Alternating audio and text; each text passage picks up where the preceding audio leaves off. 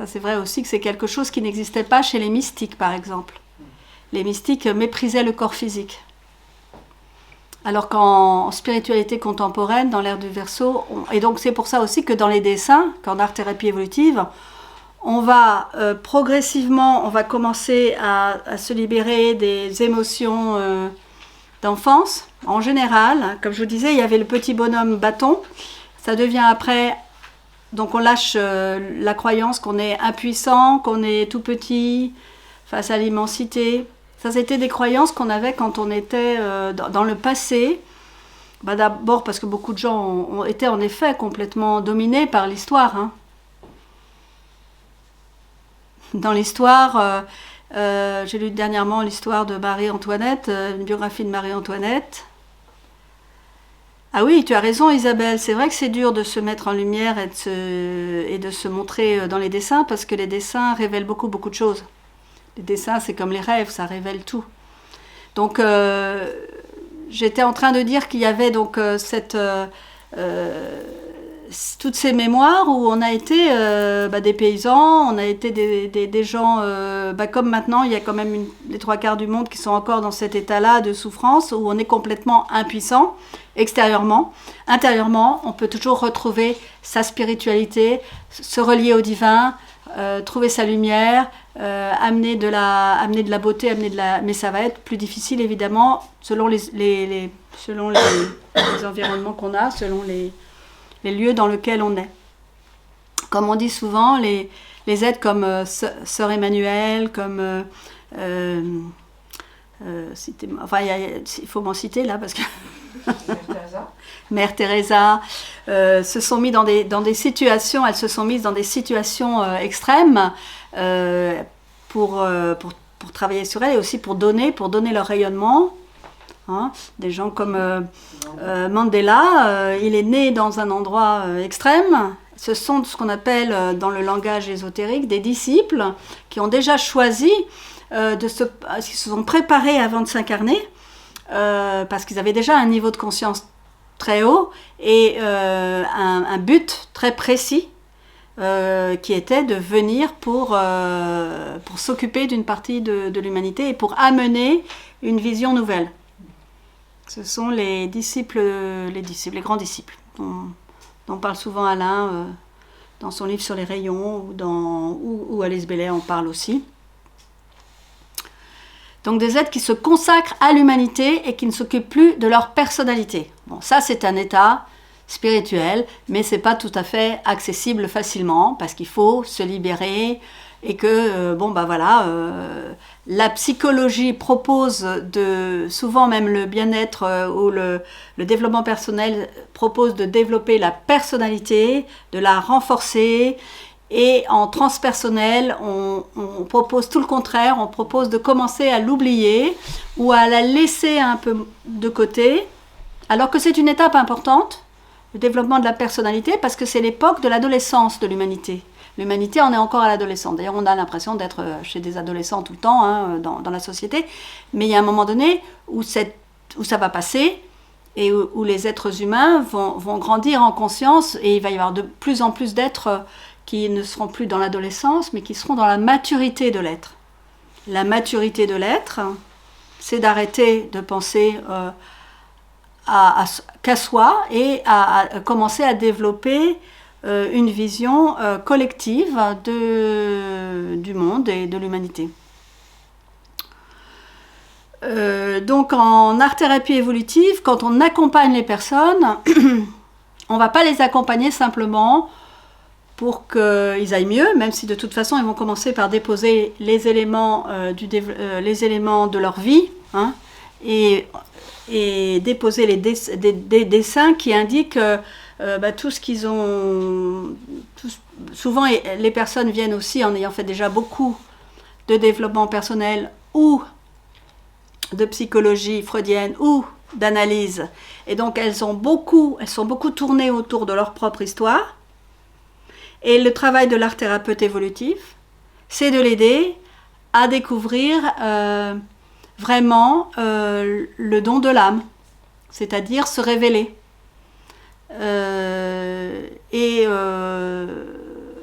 alors ça peut se faire en séance, ça peut se faire en transmettant, ça peut se faire en groupe. C'est un chemin qui va demander à devenir un être qui se vit plutôt comme un être spirituel que comme un être personnel. Voilà, de la vasque. C'est un symbole ouvert. Et cette vasque se pose, cette ouverture va amener à des associations d'idées, à une symbolique de don, d'ouverture, parce qu'on peut boire, boire à la source, on peut boire ou on peut donner à boire. Et également au féminin, également... bon, cette coupe ne donnera jamais... c'est rare qu'une coupe... propose d'avoir comme association d'idées la force. Elle va être plutôt remplie de fruits, elle va être plutôt remplie de friandises, elle va être plutôt remplie d'eau, elle va abreuver ceux qui ont soif. D'ailleurs, dans la spiritualité de l'ère du Verseau, il y a une grande phrase qui dit les disciples sont là pour abreuver ceux qui ont soif. Et une fois en art-thérapie évolutive, le groupe avait décidé une grande coupe, parce que la coupe, c'est quand même, pour les art-thérapeutes, pour les évolutifs, il y a cette idée de transmettre, la coupe est le symbole du don, de donner, d'abreuver, de nourrir les autres. Et ça, c'est important parce que, comme on est dans une société où les gens se sentent assez seuls, assez impuissants, assez déprimés, et à cette importance de renourrir et de vitaliser en donnant des connaissances spirituelles, en donnant des messages spirituels. C'était des messages sur l'âme, des messages sur le cœur, des messages sur l'importance de l'amour, des messages sur l'importance de la paix. Et que tout n'est pas... Oui, c'est vrai qu'en groupe, c'est plus simple. On se réunit. D'ailleurs, le transpersonnel, c'est le travail de groupe.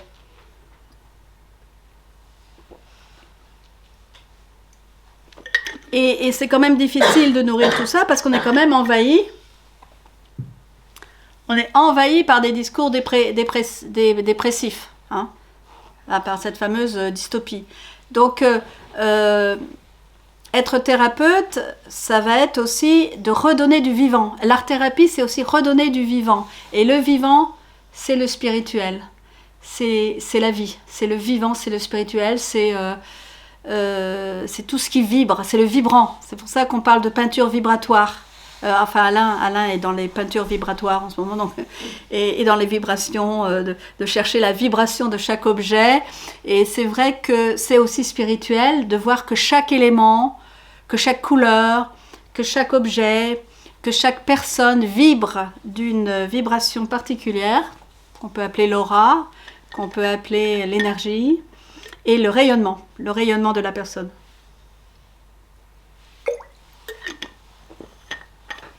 Et donc ces personnes, pour vitaliser l'art-thérapie évolutive et leur rôle d'art-thérapeute, elles avaient fait une grande coupe.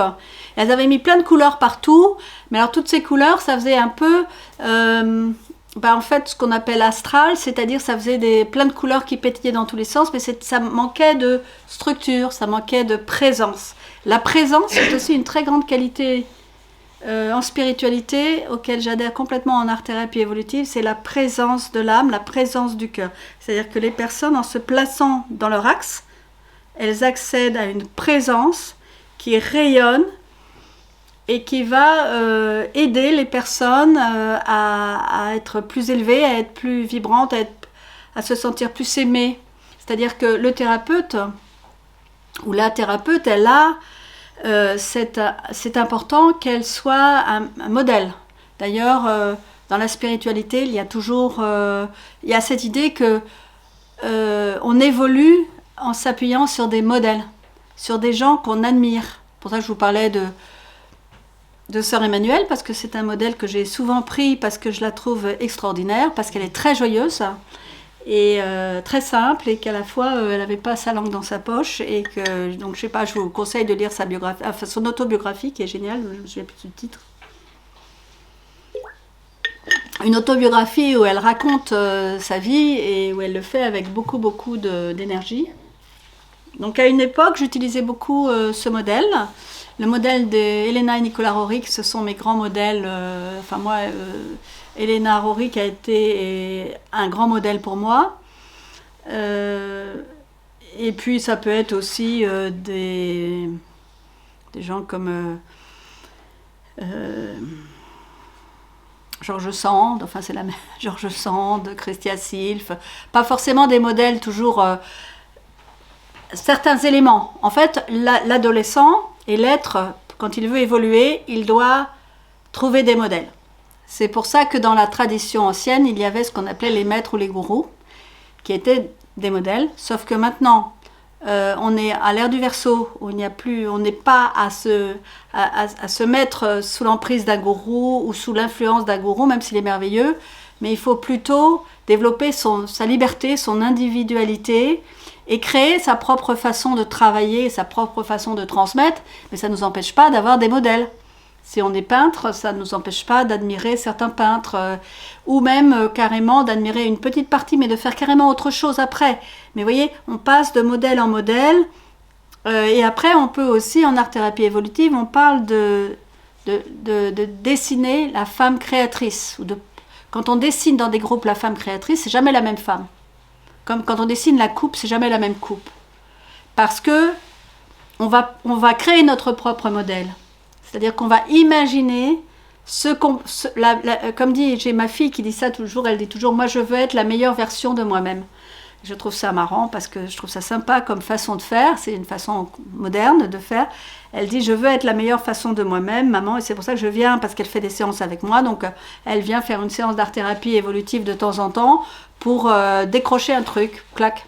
Et elle dit, moi je veux être la meilleure version, et c'est vrai qu'elle évolue. Parce que la notion d'évoluer, c'est de pas rester la même personne. Quelque part, à un moment donné, on va changer. On va accepter de changer. D'ailleurs, en thérapie, c'est ce qu'on appelle aussi l'accompagnement au changement. Sauf que cet accompagnement au changement, il doit aller aussi avec la direction. D'amener les êtres vers une direction. C'est pour ça qu'en art-thérapie évolutive, il y a aussi cet aspect de directivité. C'est-à-dire qu'on ne laisse pas la personne faire tout ce qu'elle a envie de faire.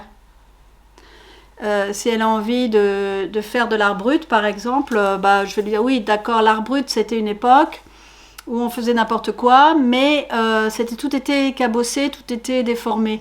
Donc on va chercher à harmoniser. Donc quand il y a des dessins où il y a plein d'éléments qui sont mis un peu à l'envers, on va les replacer à l'endroit, parce que dans la vie, dans la nature, dans l'incarnation, on est à l'endroit. Donc il y a un endroit et un envers. Et l'âme a en général une vision de ce qui est à l'endroit. Donc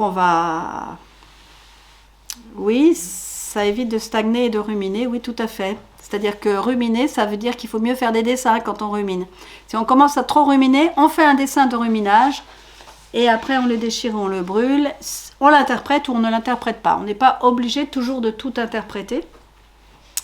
Moi, je sais que j'interprète beaucoup, parce que j'adore ça. J'adore chercher le sens des choses. Mais quand j'ai commencé, il y avait des dessins que je faisais que je ne comprenais pas forcément, qui étaient juste du dépôt. Je déposais une émotion. Évidemment, elle n'avait pas une belle tête, cette émotion, mais je déchirais et sans forcément toujours analyser.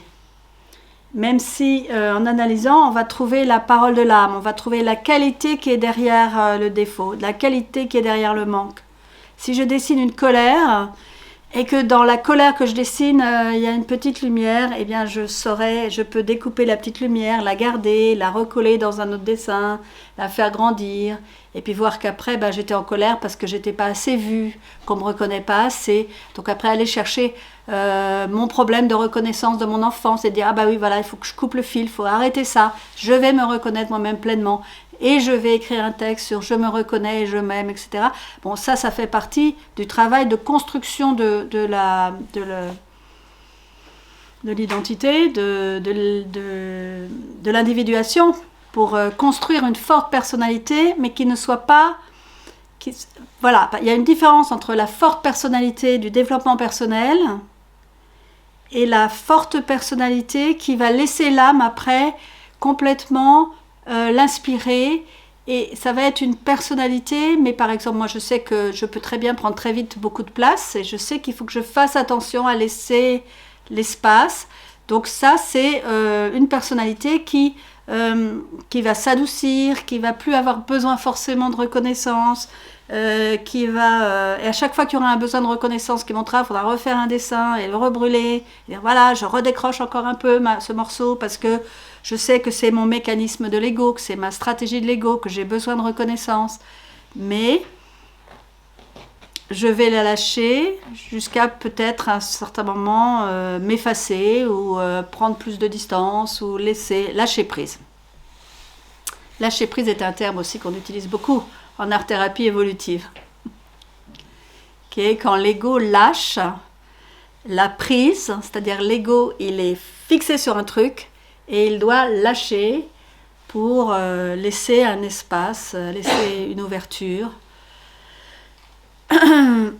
Voilà, donc c'est important en art-thérapie évolutive, la connaissance de l'ésotérisme, c'est important la connaissance des mécanismes psychologiques pour connaître sa personnalité. Et là, il y a aussi un élément qui est très important et qui arrive très souvent, très vite, dès que les personnes commencent à s'intéresser à l'art-thérapie évolutive et à en faire, c'est se réconcilier avec l'incarnation, c'est-à-dire accueillir la vie et accueillir le fait d'être incarné là aujourd'hui, dans la présence, dans mon corps, dans mon histoire, dans mon pays. Alors, c'est vrai que l'âme, elle nous propose d'accueillir complètement ce qu'on est, parce que ce qu'on est, c'est notre destinée. Et c'est ça qui est le matériau pour l'évolution de notre être. Et oui, par exemple, quand on fait des dessins au crayon noir, ou quand on fait des bonhommes bâtons, ou quand le personnage est tout maigre, eh bien, il y avait quand même souvent des femmes qui auraient voulu être des hommes, par exemple. Mais ça restait psychique, alors que maintenant c'est tout un sujet politique et sociétal, mais donc ça a évolué, c'est devenu une réalité. Mais à une époque, dans les femmes que je rencontrais, il y avait ce besoin d'accueillir d'être née femme.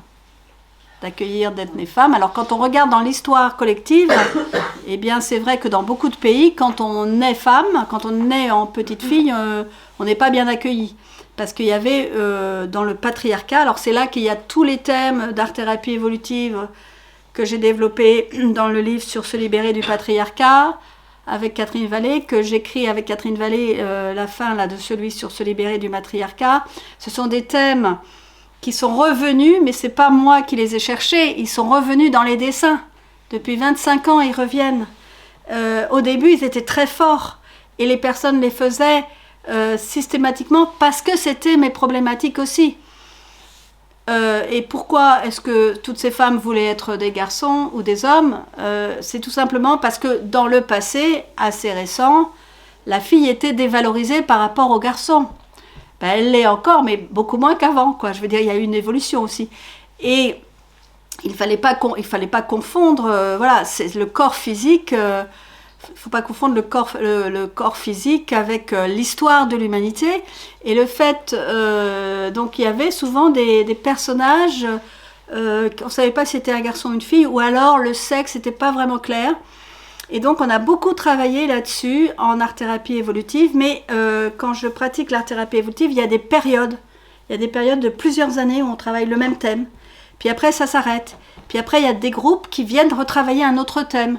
Et c'est vrai que le thème qui est maintenant un thème sociétal où tout le monde en parle, avec plein de gens qui veulent changer de sexe, mais réellement, physiquement, scientifiquement, à l'époque, c'était dans des dessins, et c'est vrai que c'est là qu'on a commencé à développer l'importance de dessiner une femme magnifique, créatrice, et ça a été un thème qui est devenu très porteur et qui fait partie des grands thèmes en art-thérapie évolutive et spirituelle.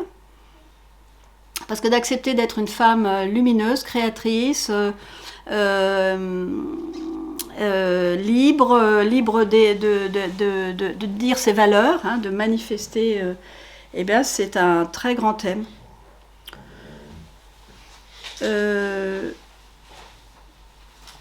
Donc il y avait ce thème, et en même temps, en parallèle, est arrivé le thème très important de l'incarnation, c'est-à-dire que je me suis aperçue que tous les groupes que j'avais étaient souvent des personnes qui bah évidemment, comme toutes les personnes qui s'intéressent à la spiritualité, qui s'intéressent au développement transpersonnel un peu plus élaboré que juste le développement personnel, qui est très collectif et fait partie qui est normal, qui fait que tout le monde doit s'individuer. Donc c'est des modes qui sont aussi des mouvements de pensée.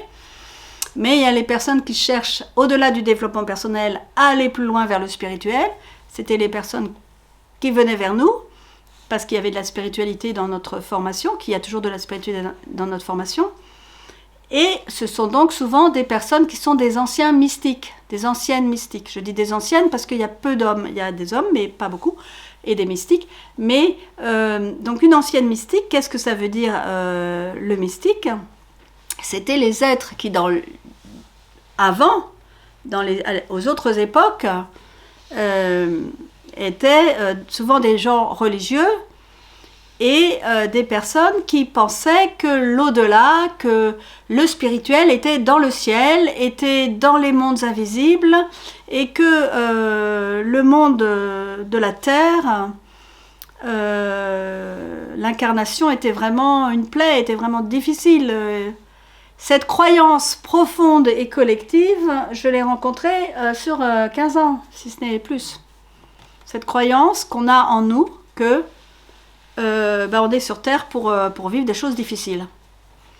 Ce sont les croyances qui sont issues des croyances chrétiennes. C'est pas du tout ce que le Christ a dit. Le Christ n'a pas du tout parlé de ça, mais c'est les églises qui ont insisté sur le péché et sur la souffrance comme élément de purification, et qu'on était incarné pour souffrir. Or, en ésotérisme et en spiritualité contemporaine, la planète, la Terre, le cosmos sont la manifestation physique du divin. C'est-à-dire c'est le corps physique de Dieu, le corps physique du divin. Donc, en l'occurrence, notre corps est une partie du corps physique de Dieu. Donc, c'est quelque chose de divin, c'est quelque chose de magnifique, le corps. Et le corps physique est le moyen de manifester l'âme.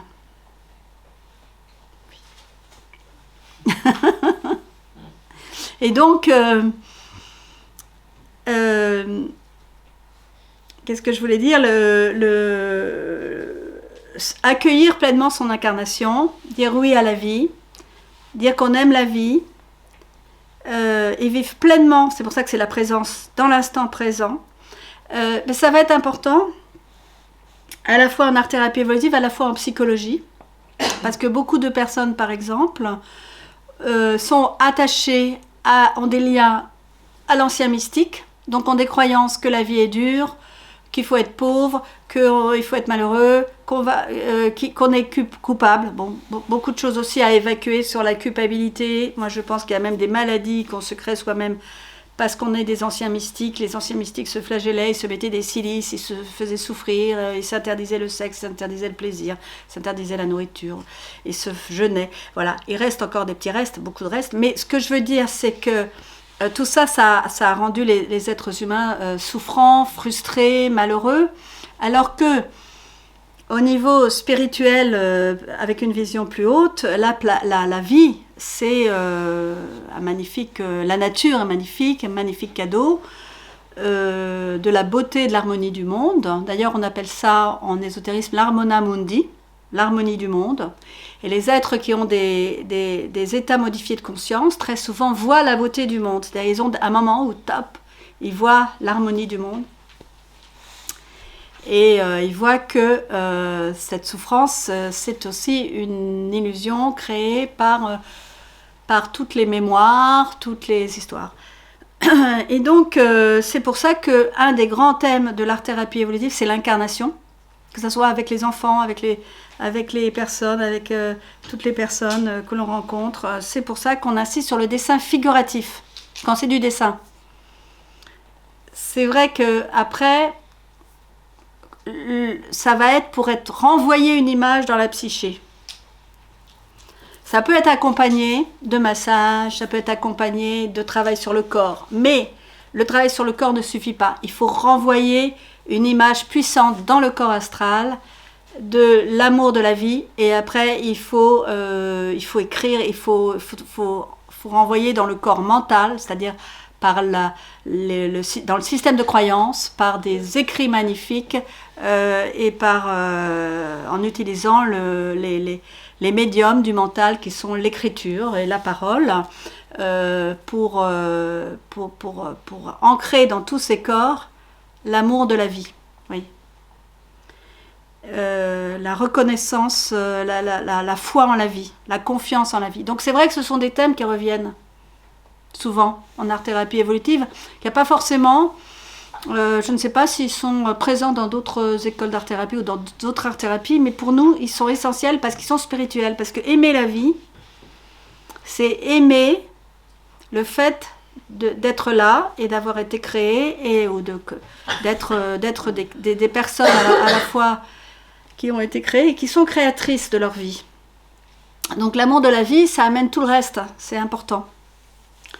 Et donc, c'est pour ça qu'il y a des dessins particuliers où on prend du pastel couleur de la peau, que l'on fait le dessin du portrait, que l'on fait le dessin de la silhouette, que l'on incarne, que l'on fait le sol, que l'on fait les fleurs, que l'on fait les jardins. Ce sont des grands thèmes. Le dessin de l'arbre, le dessin du jardin, ce sont des grands thèmes qui ont l'air comme ça, vu de loin, assez simplistes, hein, c'est vrai, parce que c'est toujours les mêmes, mais d'abord, c'est jamais les mêmes dessins qui apparaissent.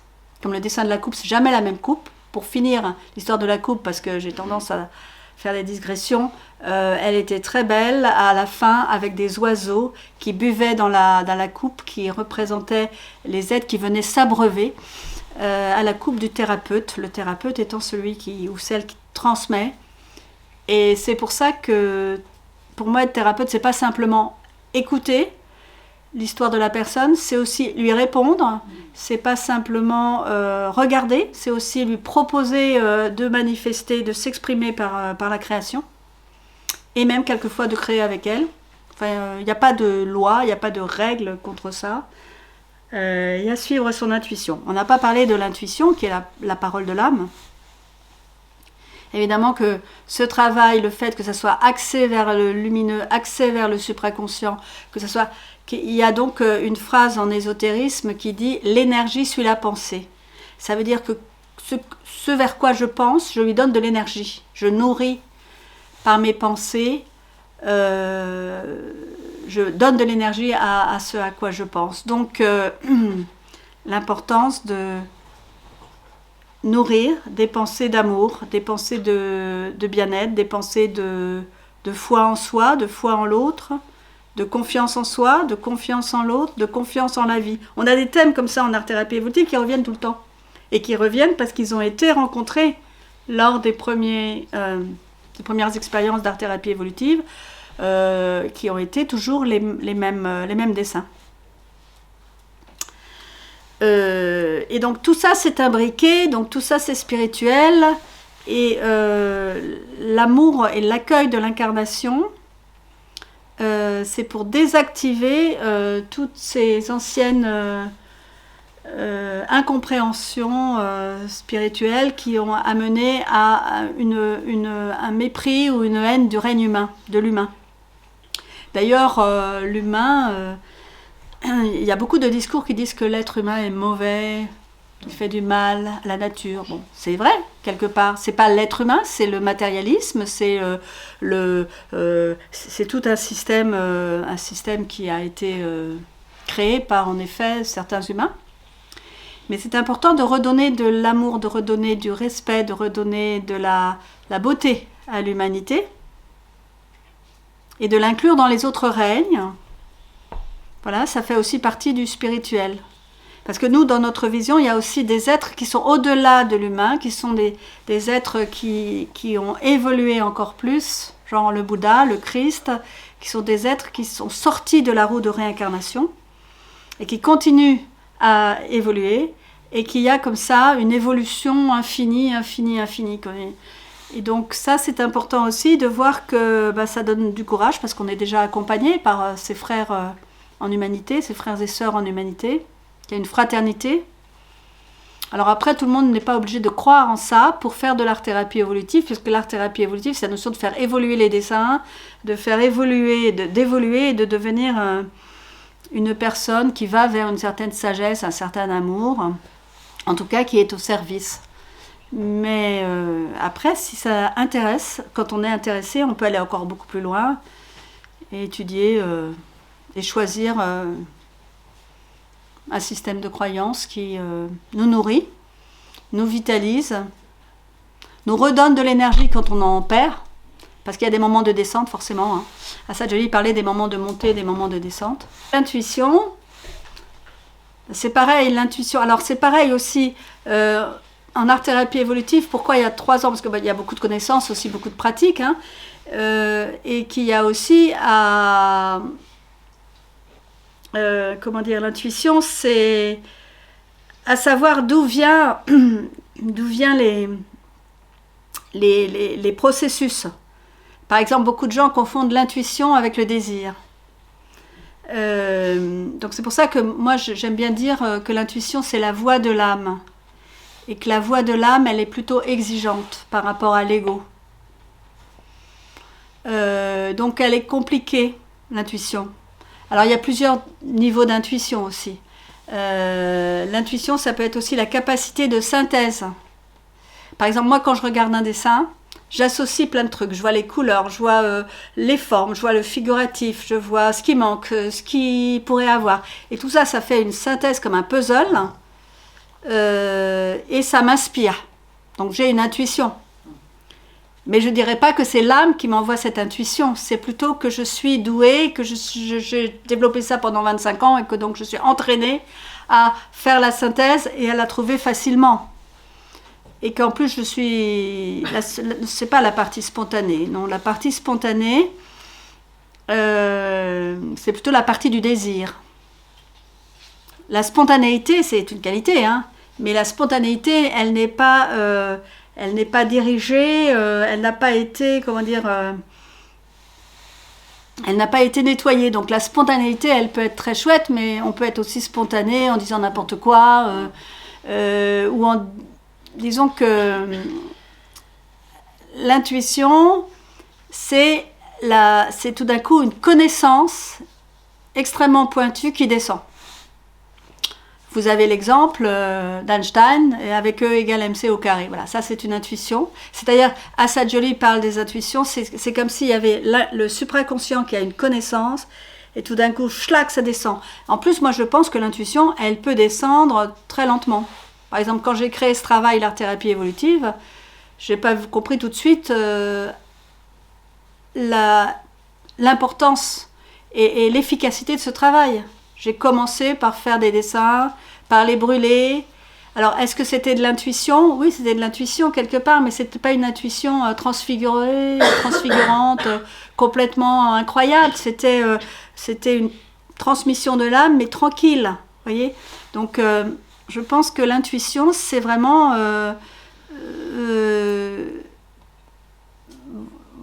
la voix de l'âme, quand l'âme, elle a assez d'espace pour parler. C'est pour ça qu'il faut que l'ego soit nettoyé, qu'il soit ouvert, et c'est quand ça vient du cœur, mais ça vient du cœur, pas du plexus solaire. Si c'est un désir, si c'est une pulsion, ça n'est pas de l'intuition. C'est ça qui est très compliqué. Surtout au début, quand on découvre ce que c'est que la pulsion, on est habitué. enfin surtout dans notre société, on est très encouragé à suivre nos pulsions. Et des fois, vous voyez, moi par exemple, quand j'étais, avant de passer le bac, après avoir passé le bac, je me suis réveillée un jour et j'ai dit, waouh, ça y est, j'ai une intuition, je veux faire du chinois, je veux être une grande enseignante en chinois, à la fac de chinois, tout ça. Donc j'ai fait 7 ans de chinois. J'ai ramé pendant 7 ans, je me suis accrochée au chinois, alors que j'étais très mauvaise, mais vraiment très mauvaise. Vous pouvez imaginer comment on peut faire des études comme ça en étant très mauvaise, mais c'est le cas. J'aurais pu dire que c'était mon intuition. Ce n'était pas mon intuition. C'était mon mental et mon émotionnel qui s'étaient ligués contre moi parce que j'avais pas été reconnue par mon père. Et donc mon père, il connaissait l'hébreu et le grec, et il parlait le latin. Que du côté de mon père, j'avais une cousine qui faisait du tamang et qui était au Langso, et que j'avais un oncle qui parlait l'esquimau. Qu'est-ce que j'ai fait? J'ai pris le chinois pour être reconnue par mon père. Ça s'appelle de l'inconscient. C'est mon inconscient qui m'a complètement dirigée. Ce n'est pas de l'intuition. Vous voyez? La différence, elle est très subtile.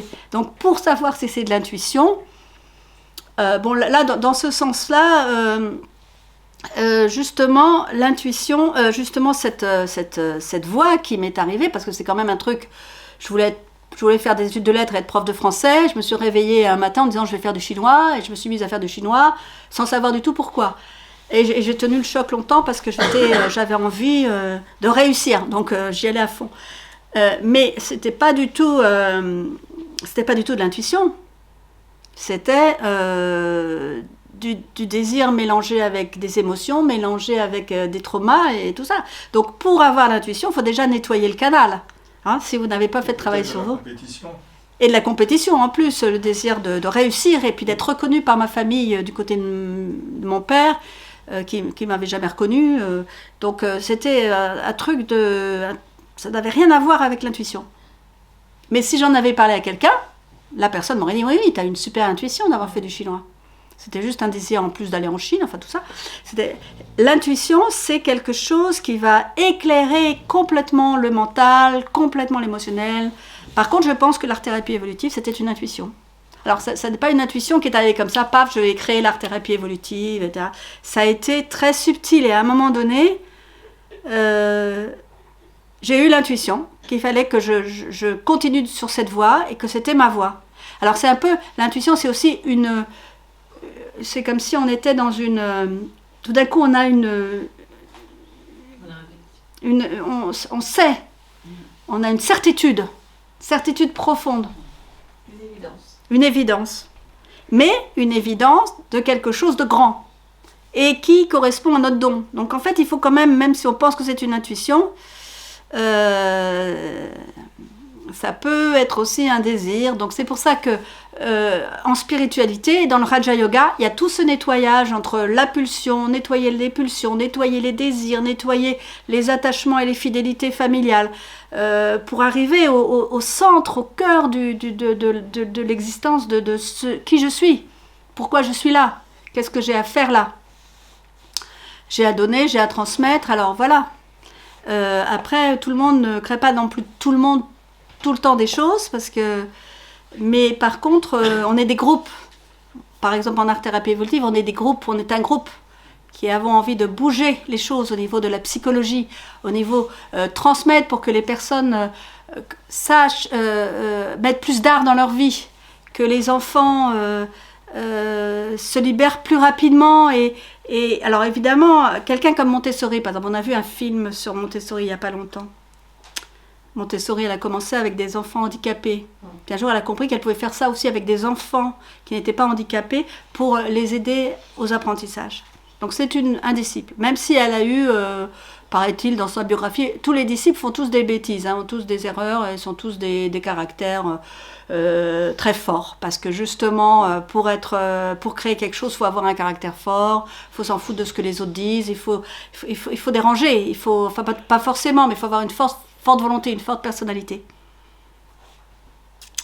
Une révélation, oui, bien sûr.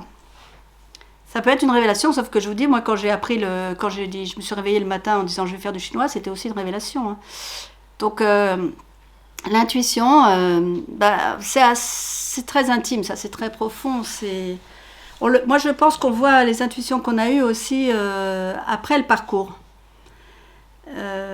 Mais ce qui est important, c'est d'expérimenter, de transmettre, et puis de se dire qu'est-ce que je peux donner. Mais il y a des personnes, par exemple, qui ont des intuitions tout le temps ou des synchronicités tout le temps et qui ne les suivent pas parce qu'elles ont trop peur. L'intuition, elle va aussi souvent avec des synchronicités qui vont venir ensemble. Je voudrais bien des petites questions pour m'inspirer un peu, pour finir, pour conclure. Si vous avez des questions? Ouais, c'était déjà bien. Oui, c'est bien. Bien complet, hein, déjà. Ouais. Est-ce que vous voyez vraiment pourquoi c'est difficile pour moi de séparer la psychologie, la spiritualité et l'art? Parce que pour moi, l'art, c'est de la spiritualité, la psychologie, c'est de la spiritualité aussi. Donc en général, même quand je fais mes cours, tout ça, vous avez l'intuition et vous avez aussi les personnalités intuitives. Les personnalités intuitives, par exemple comme moi et comme beaucoup de gens dans la formation, sont des personnalités qui ont eu du mal à l'école, parce qu'à l'école, tout est coupé en morceaux. Et l'intuition est proche de la synthèse, de la qualité de la synthèse. La capacité de synthèse, c'est-à-dire que quand les personnes sont intuitives, pas forcément d'écouter toujours les paroles de l'âme, mais c'est quand même une vision de l'âme et une vision beaucoup plus vaste. Comme c'est une vision très vaste, tout se met ensemble. Et je pense que c'est aussi pour ça qu'actuellement, il y a beaucoup d'enfants qui ont des difficultés d'apprentissage ou qui sont hyperactifs. Parce qu'ils ont une vision beaucoup plus rapide, une perception beaucoup plus rapide des choses, et puis des incohérences des adultes ou des incohérences de la société. Et tout ça, c'est l'âme qui aussi a évolué et les êtres qui ont évolué. Et donc, les intuitifs ont besoin d'un apprentissage différent qu'un apprentissage codifié. C'est pour ça que j'ai adoré Montessori, parce qu'elle a commencé à développer la pédagogie par le jeu. Ce qui devrait être la pédagogie, qui sera la pédagogie de l'ère du Verseau, du milieu de l'ère du Verseau, c'est-à-dire des jeux et de l'amour. Et laisser à chacun d'évoluer, permettre à chacun d'évoluer à son rythme. À son rythme, et le rythme. On ne fait absolument pas actuellement. C'est vrai. C'est vrai parce que Montessori laissait les enfants aller chercher les jeux et aller chercher ce qu'ils avaient envie d'apprendre. N'oublions pas la pédagogie Freinet quand même. Oui, et Steiner très importante aussi. dans Steiner aussi. Oui, Freinet, Steiner et Montessori. Et dans les trois, il n'y a que Steiner qui est un discours spirituel. Montessori et Freinet, c'est plus... mais c'était des pédagogues extraordinaires. Après, on a Piaget et tout. Enfin bon, moi, je ne connais pas tous. Mais ce qui est important, c'est d'écouter aussi dans la spiritualité, c'est de laisser le don et la personnalité trouver son don et la laisser se révéler à elle-même. Ce qui n'est pas le cas, puisqu'on est carrément... souvent, en ce moment, d'ailleurs... Dans les dessins, ce qui arrive, c'est l'estime de soi, l'amour de soi, la confiance en soi, dans les groupes actuellement, parce qu'il y a eu du formatage. Et il y a de plus en plus de formatage. Donc on est quand même dans une société qui se réduit au niveau des formatages, des conditionnements, qu'il faut être tous comme ça, de la robotisation. Donc évidemment, la spiritualité et l'âme, c'est évidemment la vie. Donc c'est tout le contraire. Donc c'est aussi pour ça que ça va se développer de plus en plus et que les thérapeutes ont à réveiller cette énergie de vie pour finir la conférence, puisque vous n'avez pas de questions. L'art-thérapie évolutive, c'est de réveiller le vivant, mais aussi y amener cette vision de l'âme et de l'ego. Et de développer aussi une vision de ce qu'on a envie de créer au niveau du futur.